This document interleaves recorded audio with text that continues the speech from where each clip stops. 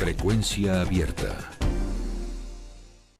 Acontecimientos que definen los grandes temas de nuestro tiempo, analizados desde la óptica de sus protagonistas.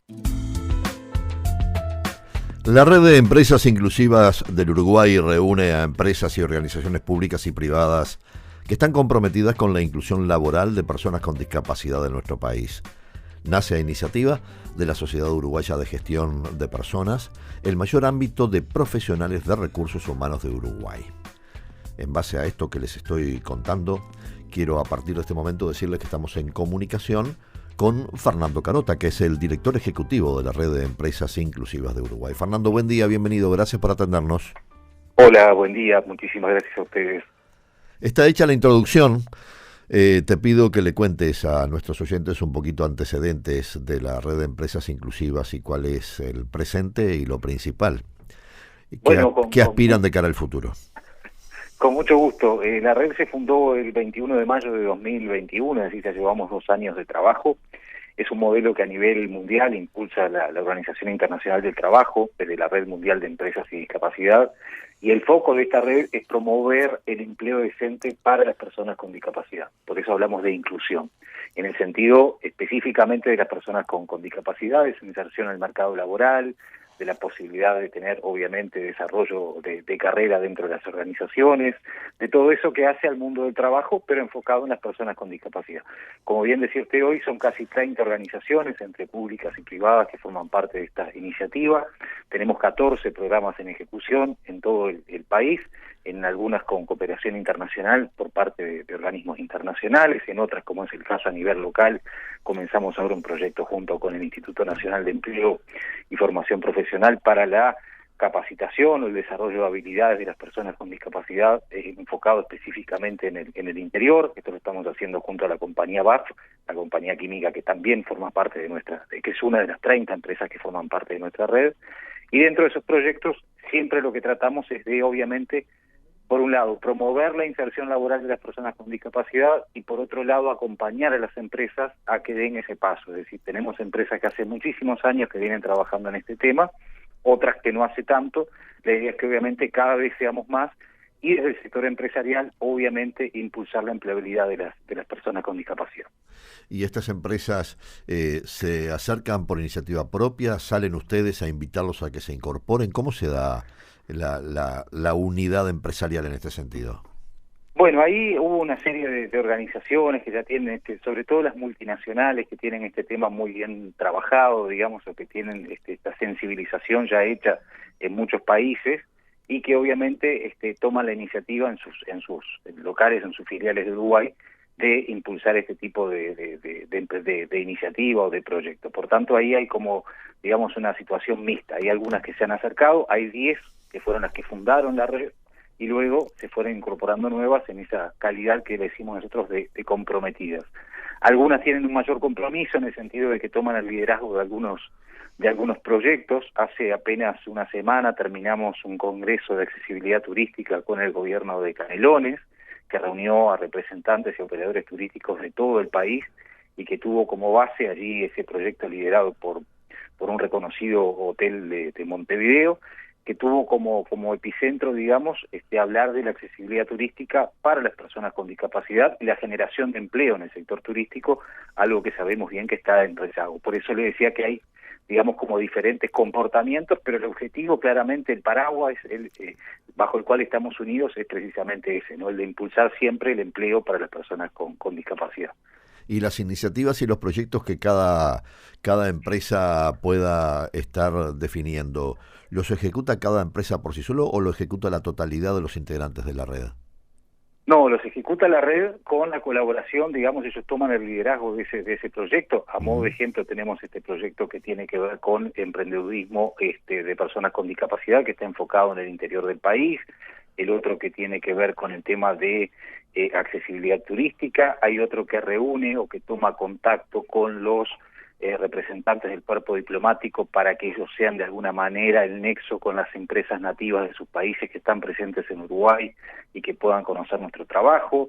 Otro de los proyectos reúne a las empresas mensualmente para compartir mejores prácticas. Otro de esos proyectos reúne a las organizaciones de personas con discapacidad y los lleva mensualmente a nuestras empresas para que conozcan el trabajo que están haciendo y a su vez esas empresas conozcan las organizaciones de personas con discapacidad que hay también y cómo pueden colaborar con la organización para acelerar esos procesos. O sea que ahí digamos, ellos toman el liderazgo del proyecto, que obviamente se ejecuta con o desde la red de manera institucional. ¿Hay estudios para que permitan saber cuántas personas en Uruguay son, en definitiva, el objetivo principal del alcance de estas iniciativas? Mire, a la fecha tenemos una carencia de datos, por tanto la última información que hay real es del censo del año 2011. Actualmente, como ustedes saben, hay en curso una etapa, un nuevo censo que supongo que va a aportar nueva información y que seguramente será de más valor la observación y el análisis. Claramente Uruguay está dentro de lo que es el mundo en el promedio, en un 15% se dice del total de su población que tiene algún tipo de discapacidad.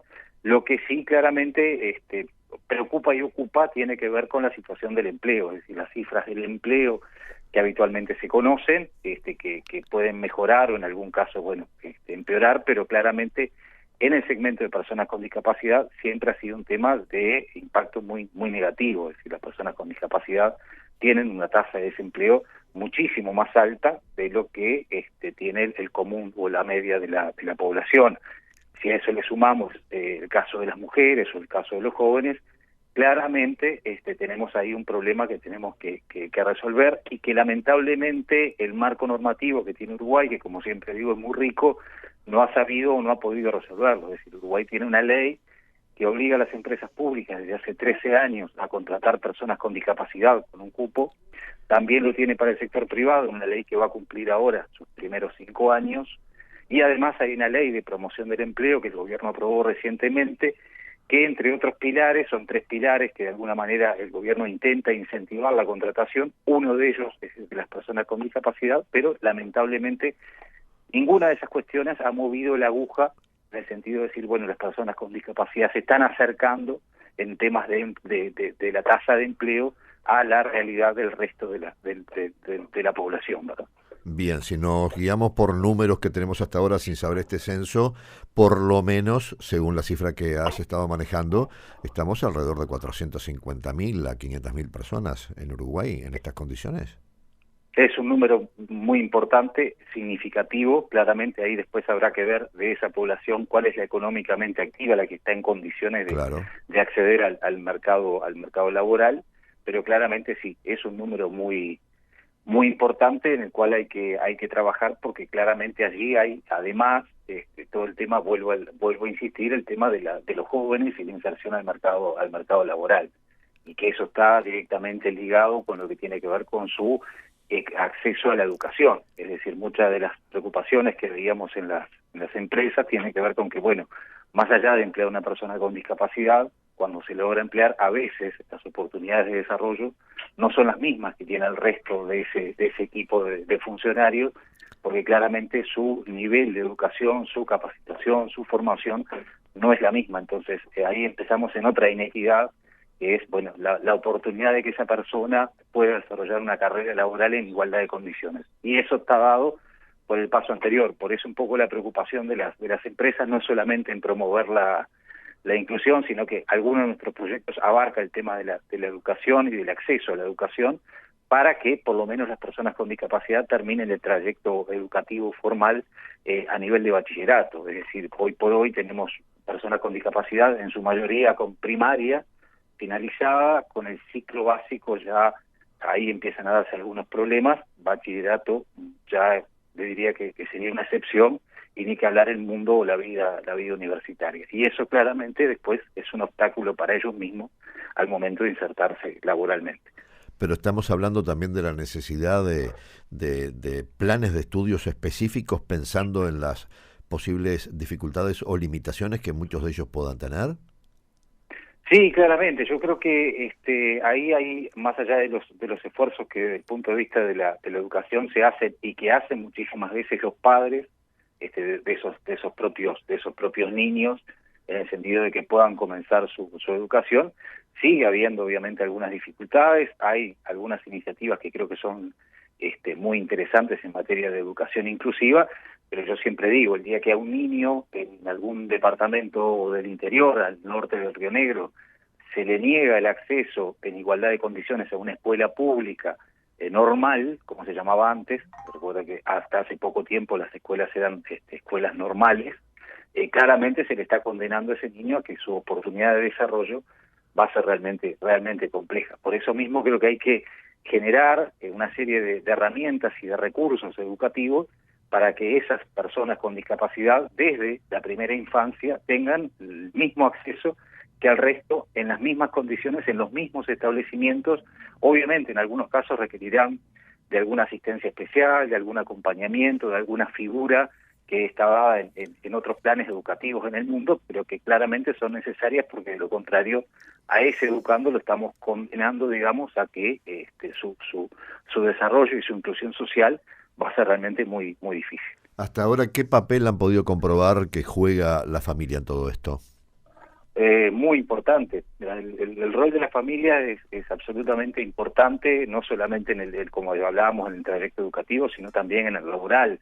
Es decir, la familia muchas veces acompaña, apalanca y de alguna forma promueve todo ese proceso tan lindo que es el de incorporación de una persona con discapacidad a la empresa, que además, ustedes no saben, las experiencias que tenemos de empresas. Tenemos una compañía que hace 20 años que incluye personas, particularmente chicos con síndrome de Down, y nos contaba todo eso, cómo impactó en los equipos de trabajo, en el clima laboral, los resultados, lo que tiene que ver con esa situación que se da a nivel de trabajo, de los equipos, de lo que ellos aportan, de la mirada que muchas veces es mucho más positiva que la que podemos tener nosotros sobre algunas situaciones que se van dando durante el día en el mundo laboral. Y todo eso creemos que es muy importante. La familia es un factor fundamental tanto en lo positivo como en lo negativo. Por eso nosotros siempre, las empresas tratan en los primeros tiempos, obviamente, manteniendo ese criterio de que la persona con discapacidad tiene que mantener su autonomía y su independencia, pero de apoyarse muchas veces en la familia, porque es un pilar fundamental para que ese proceso sea exitoso. Exitoso para la persona, en el sentido de que no abandone, y exitoso para la empresa, porque cuando la empresa falla en este tipo de procesos, habitualmente después es muy difícil que en el corto plazo vuelva a tener la iniciativa de ser una empresa inclusiva. Nosotros, y esto muy brevemente, el otro día, conjuntamente con la Cámara de Comercio y Servicios y la Sociedad Uruguaya de Gestión de Personas, llevamos adelante por segundo año una iniciativa llamada CIUS por la Inclusión, en la cual ya llevamos 30, número 1, de diferentes empresas públicas y privadas que firmaron un compromiso público que está publicado, que es la acción afirmativa más potente que se conozca desde que se está hablando de estos temas de inclusión de personas con discapacidad. El año pasado fueron 15, este año volvieron a ser 15 más, en el cual se comprometen, entre otras cosas, a tolerancia cero al trato discriminatorio hacia las personas con discapacidad en la empresa, a poner este tema en la alta dirección, a generar un plan de acción concreto.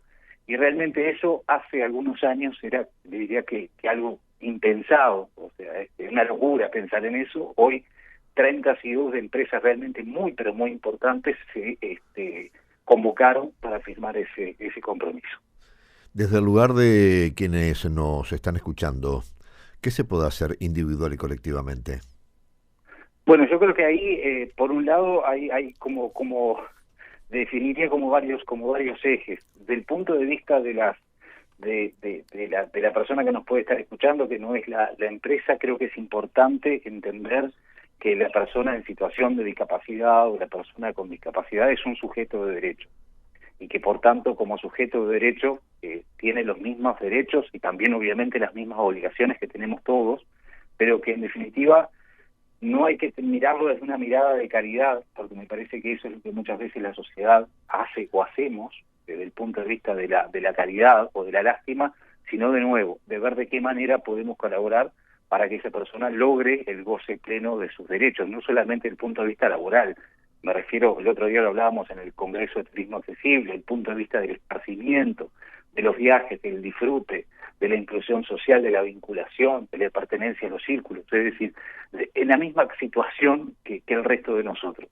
Del punto de vista empresarial, creo que ahí hay una etapa o un trabajo más fino, de sensibilización, en el sentido de que esto es lo que tal vez propende la red, de que desde las empresas que más trayecto tienen recorrido, impulsen a otras a que den ese paso. Que no siempre lo ven como algo fácil, que no siempre está atado a un tema de recursos financieros. A veces se piensa que el tema de incluir personas con discapacidad en el mundo laboral lleva o conlleva una serie de gastos innumerables que muchas veces afecta el presupuesto de las empresas, más en un país que tiene muchísima micro y mediana empresa.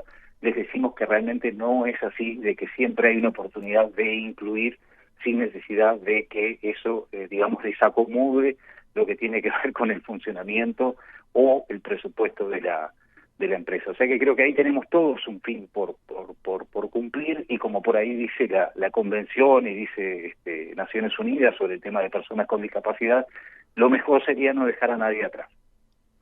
Fernando, gracias por esta charla, ha sido muy amable. Un placer, que tengan buen día. Buena jornada, hasta pronto. Nuestra conversación hasta ahora era con el señor Fernando Carota, director ejecutivo de la Red de Empresas Inclusivas de Uruguay. Lo escuchaste aquí en Frecuencia Abierta. Frecuencia Abierta.